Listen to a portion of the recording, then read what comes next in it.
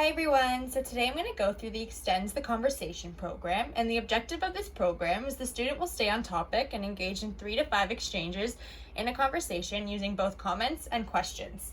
So for this program, there's 3 different teaching steps, which start off with the full text cue, and then move to a faded text cue, and then eventually no text cue at all. So to start this program, you're going to have the student choose a topic. So for example, our topic can be ice cream.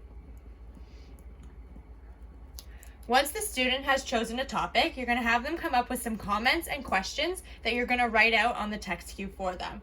So for example, the student could say, I like strawberry ice cream.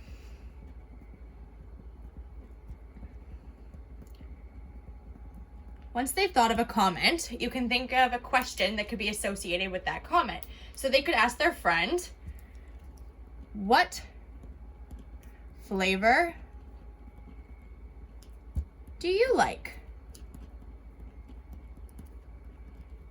So that would be a question that they could ask their friend about that comment. Another comment could be, I like getting ice cream from Dairy Queen.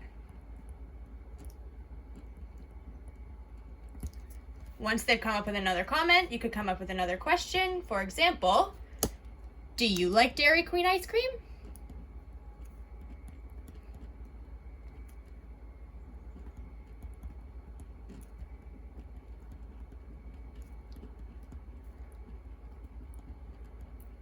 Once they've come up with 5 comments and 5 questions, that's when we're going to move on to the actual conversation.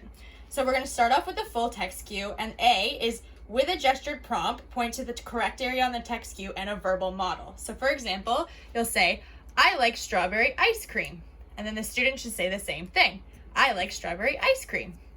You can then prompt the student to say, what flavor do you like? The student should ask you, what flavor do you like? And then you would answer and say, for example, chocolate is your favorite flavor. You could then do the next one. I like getting ice cream from Dairy Queen. The student should say, I like getting ice cream from Dairy Queen. You can then prompt the student, do you like Dairy Queen ice cream? The student should ask you, do you like Dairy Queen ice cream? And then you should answer yes or no, depending on whether or not you like the ice cream. Once they're able to do that with the gesture prompt and the verbal model, you're going to move on to the next step, which is just the gesture prompt only. So this is when you're going to point to the comments or point to the questions and gesture them to ask you or state a comment.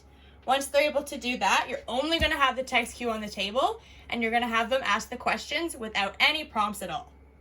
Once they're able to do that with the full text cue, that's when you move on to the faded text cue. And eventually the faded text cue is going to end up look like this. But to make this one, we have systematically fade from the bottom up. So we'll fade the questions.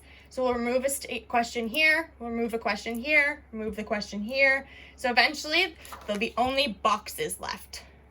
Once we've gotten to the box stage, that's when we're going to do the same thing and make comments and questions, but instead we can just check off that we've made a comment or check off that we've made a question. That way the student can remember to make 3 to 5 exchanges. And then finally, our text cue can be faded to no boxes and no lines, so we can just have comments and questions. Once they're able to do that, that's when you're going to move on to the last step of the program, which is no text cue. That's when the student's going to engage in conversation of 3 to 5 exchanges with comments and questions and should have no issues